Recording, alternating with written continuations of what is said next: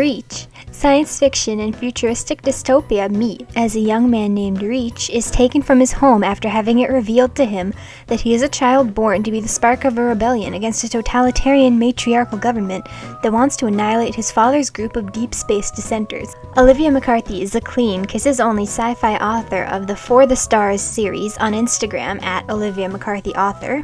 In honor of the recent release of the second book in the series, Rising, I'm reviewing Reach, and I'll be reviewing Rising soon too. Welcome to Freytag's Lab, where I review indie and traditionally published books for gripping stories, sensational characters, and clean romance, as well as post some of my own writing ventures. If it's clean, I'll probably read it.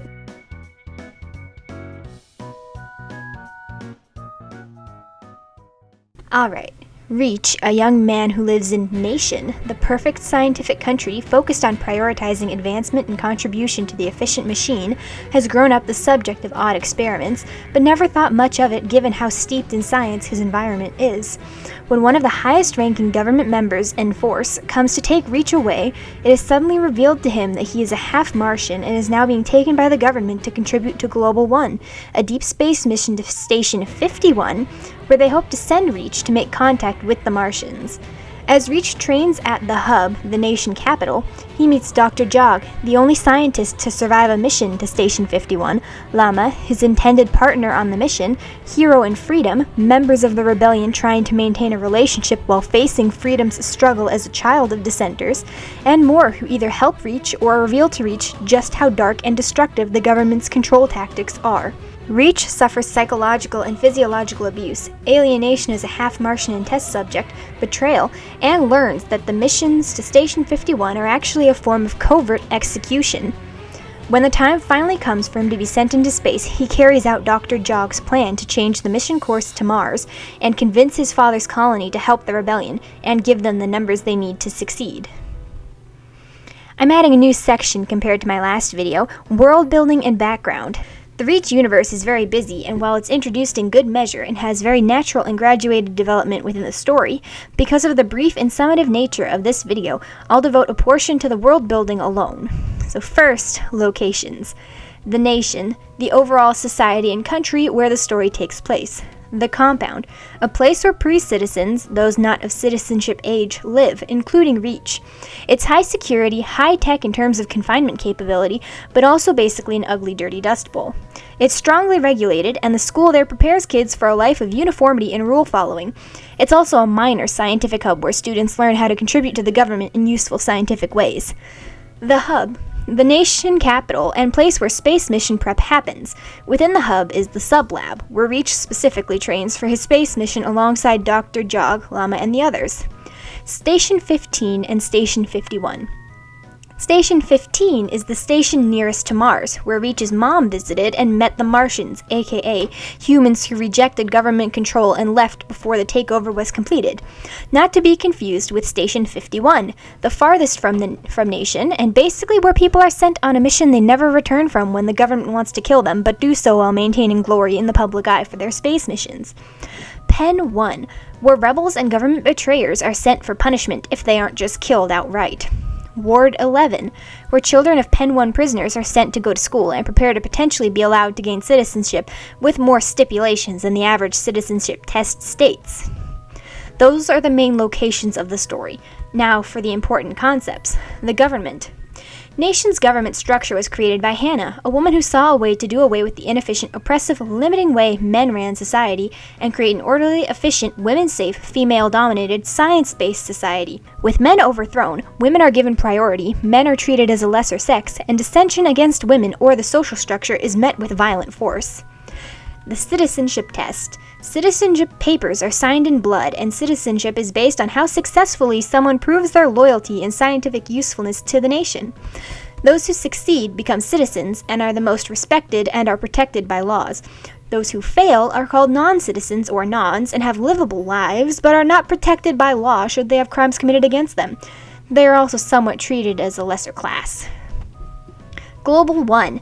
The name of the space mission Reach is being sent on to Station 51. Reach, the half-Martian rebel symbol, and Lama, the child of leaders of the almost successful coup, are basically being sent there for their covert execution since no one survives a trip to Station 51. I don't know how many more times I'm going to say it, but in case it isn't clear, they're all doing this space training just to get sent to their deaths. Anyway, these are the basics you need to know to understand the Reach universe. I know it's a lot to take in, but it's introduced much slower in the book and builds up very nicely.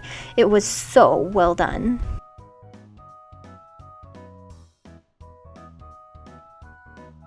Starting with the main character, Reach, he is born into a society that omits as much non-essential knowledge as possible. Up until the arrival of Enforce, a significant antagonist, Reach has never had to consider what exists beyond the small patch of dust he and his mother call home. Being the subject of very odd study and involvement in government experimentation, he's always had the inkling his life wouldn't be normal, but up till now he's never known why. Come to find his mother told the government he's a half-Martian, making him the subject of experimentation. He learns he's the spark of a revolution, and like it or not, the government's desire to keep him alive and use him will put him in a position to help the rebels overthrow the government by accepting the mission to be sent into space. He is highly intelligent and absorbs information very easily, but can become distracted, we'll be expanding on this more later, and placated by non-confrontational and peaceful routine, as many people would be. Throughout the story, Reach has many realistic and human moments of delayed realization, temperamentality, frustration, and stupidity as he takes in the slow reveal of information while those around him walk the line between helping him and using him. He develops his ability to think as an individual apart from the government, and learns the difference between bad rules and good rules used in bad ways, and learns the consequences of making blanket assumptions. Reach is a well-written, round character in a complex situation. I find him to be a somewhat predictable character after a while. I became familiar with his personality enough so to predict his responses in certain situations, but this isn't really a bad thing by any means because he is a very realistic character and this predictability makes him human. People don't often vary their behavior unless they're forced to. Something that struck me about Reach's personality is his tendency and want to create bonds and ties with those around him. Bonding is a perfectly human thing to do, and it isn't all that remarkable on its own, but in Reach's story, it makes the situation more poignant. The struggle and desire to find connection in an environment where connection is dangerous makes him feel all the more real, and creates windows for his flaws. It's easy for the reader to connect to the character as he struggles. I'm rambling at this point, and the rest is better left to the official plot analysis, but safe to say as a whole, Reach is a brilliantly formed character, and it was so enjoyable following him through his story. Next, the love interest Llama. Llama's a little socially awkward, blunt, straightforward, stubborn, and has no interest in playing games. The more she can plow forward and get stuff done, the better. She supports the rebellion but is under Enforce's thumb, again more on that later, and ends up betraying Reach's secrets, but is still sent into space with Reach for Global 1. Llama has to navigate an increasingly complex environment she doesn't know how to handle, and when she goes off on her own, makes the wrong call. Llama is also a well-written character, and hints leading up to her betrayal are well-placed, and suspicion around her pops up and grows at a good rate before the bombshell. Her stubbornness, guilt, and trauma from Enforce make her a very different character from Reach, and give her an individual struggle, motivation, and goal that, while entwined with Reach's, does not completely align, and results in them rubbing one another the wrong way at different points throughout the plot. Going off on a brief character-building tangent, the relationship between Reach and Llama. I've noticed on occasion a character and their love interest can be written too similar or too different. Rather than being complements, they're either opposites or the same person in a different skin. Where Llama's weak, Reach is strong, and vice versa. A few specific examples from the book are Reach's skill at game strategy and seeing the bigger picture. While he struggles sometimes with going along to get along, as a whole, he can stick it out more patiently than Llama and use the bigger picture as motivation. Meanwhile, Llama prefers to toss her head and barrel through with attitude and bull-headed stubbornness. The bigger picture isn't as precious as her doing damage now. But Llama has a skill in weaponizing her perceived lack of strategy to get what she wants, which is what worked to her benefit temporarily when betraying Reach. Reach is limited to only the information around him and what is handed to him, forcing him to make decisions based on the logical next step. Meanwhile, Llama has experienced more of the world firsthand and operates more intuitively based on what feels right and what she knows. Breaking it down, Reach has book smarts, and Llama has street smarts or practical smarts. Reach's character arc centers around adapting to his environment, utilizing and advancing his critical thinking, and priming himself to forgive as he struggles to juggle his emotions and the emotions and perspective of others on his side. Llama's arc is centered on shaking off the do-what-works at the expense of others' mentality that was likely subtly trained into her growing up in Ward 11 and with Enforce, and build up her own legs to stand on for what she believes in, so that when she uses her street smarts and intuition, she can see the bigger picture and not just narrow benefits. Both Reach's round arc and Llama's complex arc are engaging and realistic. It doesn't happen overnight, it happens with tears, tempers, and failure. Anyway, back to the characters. The last good character I'll focus on is Dr. Jog, because this is already getting very long. Dr. Jog was also the child of a dissenter and was given the chance to prove his loyalty to nation by completing a space mission to Station 51. Say it with me, the execution mission. The government didn't see the child of a dissenter as useful and never intended to give him a real chance, same as Reach. However, he was able to return, and the government capitalized on it in the media as a successful space mission and hid him away in the hub to prepare Reach and Llama for space while keeping him out of the public eye. Dr. Jog is a somewhat philosophical and situationally cryptic character who is a father figure to Llama and a guide to Reach. He uses his expansive government knowledge to his advantage to guide Reach's steps in favor of the rebellion. He's one of the good people who still uses Reach as a pawn, just for a good cause. Dr. Jog gives Reach the plan to take over the spacecraft once in space and redirect it to Mars to find the human colony. He's not a round character, but like Llama, has an emotionally charged backstory, individual agency, and a unique personality that leaves him feeling human. I could go on for way too long about all the good characters, including Hero, Freedom, and Dr. Geo, but you'll just have to read the book and learn about them because this is already a very long video. Now onto the villain and antagonists. Leader, the main villain, and basically gives the vibes of the devil personified as a woman. If fine print and duplicitousness were a person, here you go. She's not as overtly outwardly brutal as in Force, but is absolutely still a vicious villain. Twisting the truth comes as naturally as breathing, and manipulating a story for the media is second nature. Slander is her second language, and honesty means nothing in the face of her ego and status. She has no qualms about shaming Reach for his heritage and taking subtle bites out of his pride and reputation, however weak it already is. She's a convincing and understated villain. She was actually very hard to describe because a lot of her character and mannerisms are subtle, and you can feel her cruelty a lot more often than you can name how or why. She's also in stark contrast to Force, who is more obviously and outwardly horrible, and Second, who is a combination of obvious and subtle. Second is an interesting antagonist. She's significant, and although she doesn't actively cause trouble till closer to the end, there's something haunting about her inactivity. She doesn't stop cruelty, nor does she ecstatically endorse it, but her soulless presence and insensitivity make her another subtle monster. However, near the end, when she has a direct opportunity to torment Reach, she becomes just as vividly and obviously heartless as Leader and Enforce, mocking and tormenting Reach with the impending execution of his mother. She's just as skilled as Leader and Enforce at needling a sensitive spot and going for the throat. Enforce, another significant antagonist, sadistic, disparaging, and irreverently violent, she thrives on control and is the traitor who destroyed the rebellion that landed Llama in Ward 11. She lives for the power play, and the more people she can hurt while protecting the interests of the government, the better. She's Llama's guardian in the loosest, most possession of an object kind of way, and it relishes in causing suffering. People are tools, and dissenters are an outlet for her cruelty. Enforce's backstory and reveal of intentions also makes her a strong, complex character with goals, however atrocious. Have you caught on yet that I'm using a thesaurus to find enough adjectives to describe Enforce? I'll touch more on Enforce's story in the plot analysis, but she is almost a more eye-catching and emotion-catching villain than Leader. Almost. Which I think hints that Enforce will make some trouble of her own for the government, with the same standards the government already holds, but in satisfaction of her own desire for power, status, and suffering.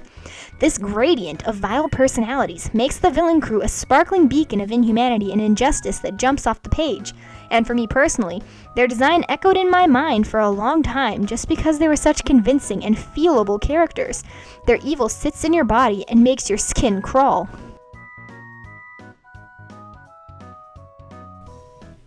So first, in terms of plot, this time I want to start by breaking down Reach's character arc into 3 sections: man versus society, man versus self, and man versus man. From the very beginning, Reach had hints that he is not the average pre-citizen in the eyes of the government. In a culture steeped in order and uniformity, he has been publicly and socially made the odd man out throughout his childhood. The government forcing him to be an outcast in society reflects how the government views him. Rather than hiding him away or making him blend in as much as possible, they care so little for him and despise him so much that they take advantage of their rules to make him stand out, make him be avoided, and make him be isolated. The society they have built prevents Reach from finding any true familiarity or peace among his peers before Reach ever even knows why he's different, or just how significant his existence is. Another way society works against Reach is he can never let his guard down.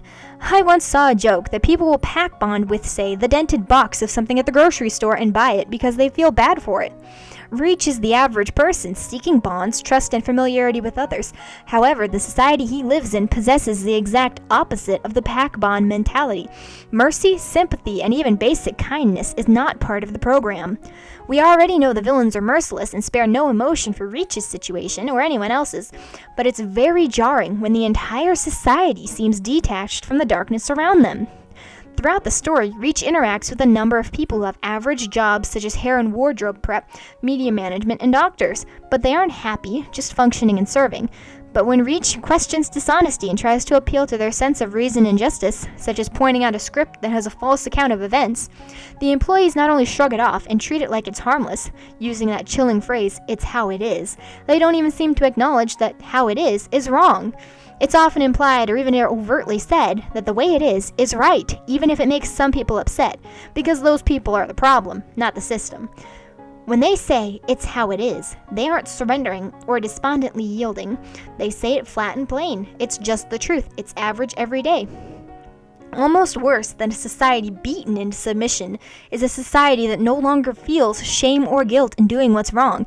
They in fact take pride in it and how far they've come being a part of it. Reach, both past and present, has been gaslit into questioning his conscience and values at nearly every turn. If he seeks sympathy in the wrong place, he'll be beaten down. If he tries to bond with someone suffering, he'll be crazy for suggesting their suffering comes from the lifestyle they live.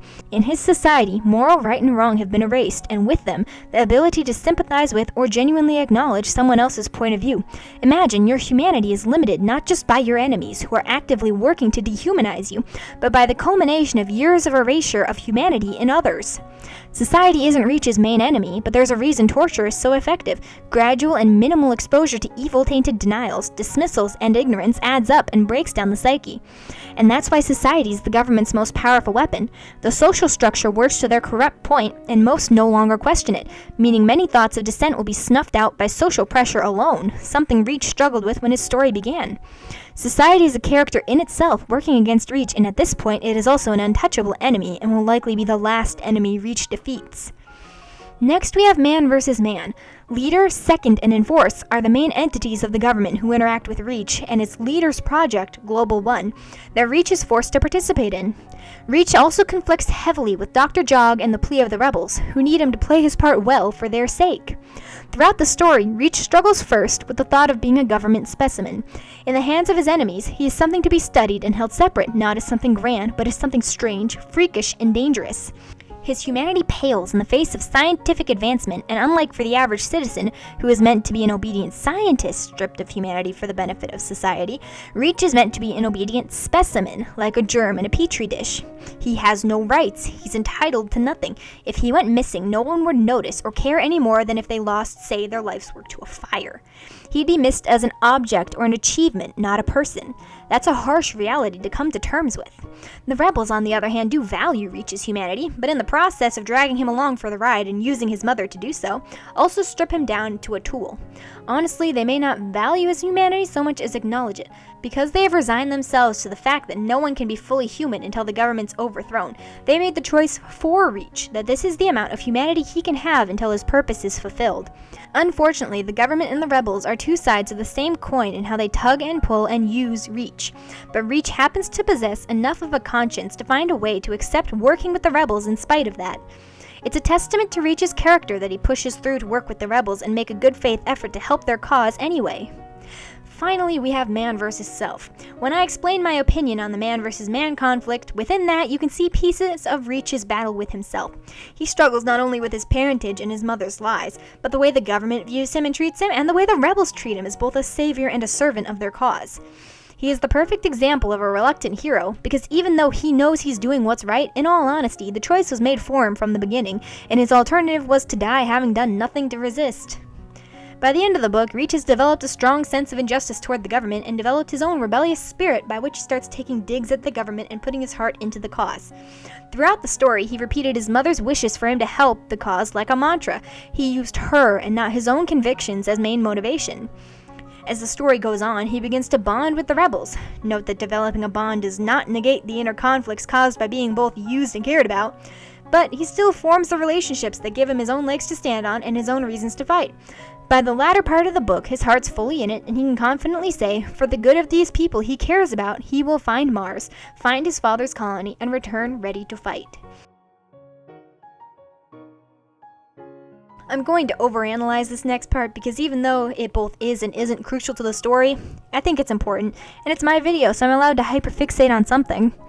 Still in the topic of man versus self and combined with man versus man, Reach struggles with his feelings toward Llama. This young man is not allowed to date the young woman who triggers his hormones according to the government because he, a specimen, and she, as a child of coup leaders, are unfit to match. He dislikes this and decides he's going to shirk the rules and pursue the young woman.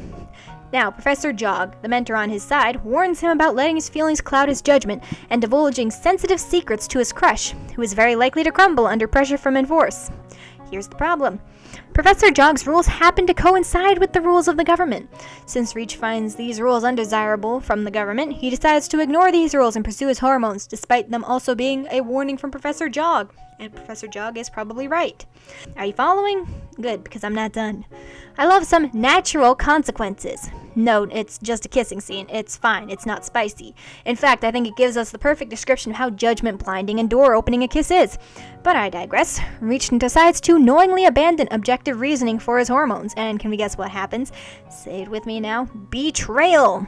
Despite the sound warnings of his mentor and ally, and even his own objective judgment pointing against doing so, he shares critical information with the pretty girl, and she sells it off to Enforce. Now, I know, in the context of the story, stuff would have hit the fan anyway, and it was mostly expedited because of betrayal, not caused. But this shows two forms of consequences. First, external consequences. He shared information that involved other people got hurt. This is the most obvious and straightforward. He was selfish and fed his desire, and in doing so opened himself to make bad choices based on an impulse to satisfy the facade of a relationship he wanted to have exist, regardless of what was actually present. Second are internal consequences. He fed his lustful desires and emotionally invested himself in her. He built a relationship in his head, and now he's heartbroken. Despite the fact that he can acknowledge they're both trying to survive, he still put himself and her in a position to get hurt. He received emotional damage as a consequence for putting the cart ahead of the horse, so to speak, and not listening to sound advice, which would in the end benefit him and her and the relationship they want. Rant over. With Reach's character arc conflicts done, I want to point out some of the plot moments that stuck out most to me. First is men's manners. Reach is assigned to take a class called Men's Manners, where he learns the proper reverence to have towards women. At this point is also when the full extent of government and societal history is exposed to him. This was another moment of high conflict between Reach and the government. This part of the story exposes the hypocrisy of nations' government and reasserts that no matter which sex has power, absolute power will always corrupt. Second, when freedom goes off the grid. I'd say that this is the moment where it really hits Reach exactly what he's fighting for and opens his mind to the plight of the other rebels. I haven't given freedom much analysis, but the most important thing to take away is freedom, a friend, was also given a two-faced opportunity to earn a place in society, and rather than choose between his parents or his citizenship, goes completely off the grid. It's a strong moment that hits Reach once again with just how cruel the government is.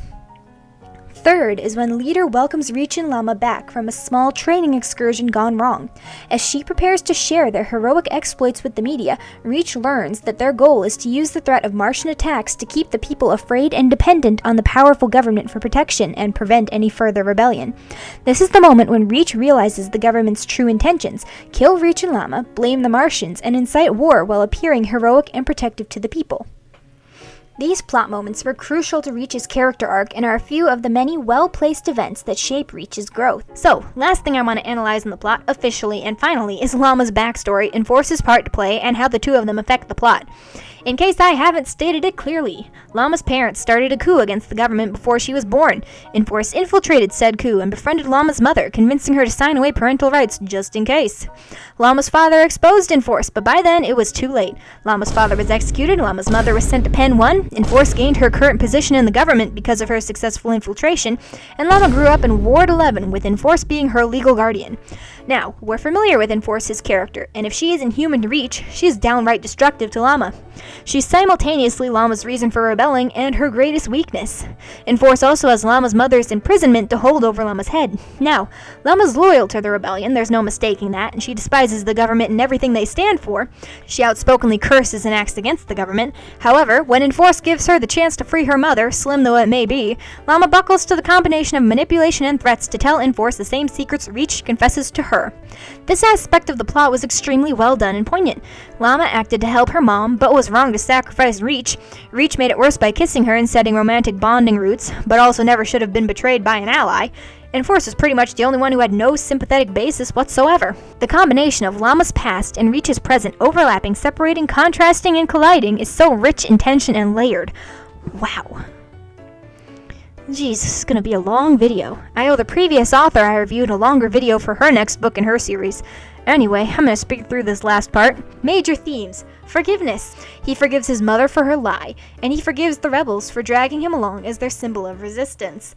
There's themes of reformation. In Dr. Jog's past, which we didn't in depth discuss before now, when he sees the government for what it is, he doesn't just accept that his prior support of them was wrong, he takes action to make a difference and start fighting back not just for himself, but for the sake of others. And there is also a strong theme of human dignity. It is made clear to the readers that a society in which achievements and obedient service dictate human value is wrong, and all people in all stations of life are deserving of respect. For pacing and questions. The beginning seemed a little fast, but I think that plays into the story and puts us in the shoes of the main character.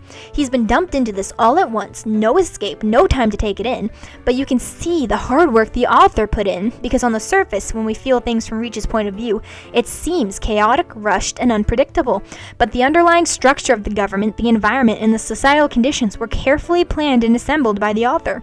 While we're feeling the struggle with Reach, we're also given a strong baseline structure that makes the story easy to follow.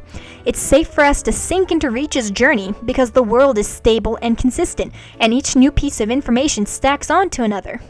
There wasn't any redundance or empty repetitions of ideas to fill space. Side character storylines found their conclusions, and big events or plot moments were well spaced so as to keep the reader's attention. Each new development added to the story and wasn't just filler. There wasn't any desperate info dumping, and the story didn't move on from any point too quickly and leave the reader behind. I think I lost track of who was speaking maybe once or twice, but it was not a consistent issue to the point that it downgraded the quality of the story. The only questions I have are ones that will obviously be answered in the sequel. What will happen to Reach's mom? What will happen to Freedom, one of the side characters? How will Llama and Reach truly reconcile now that they're up in space? What is Enforce's master plan, since she doesn't seem to be entirely aligned with Leader? Nothing in the plot ever truly just dropped off a cliff with no explanation, just created the intentional lead up to the next book in the series.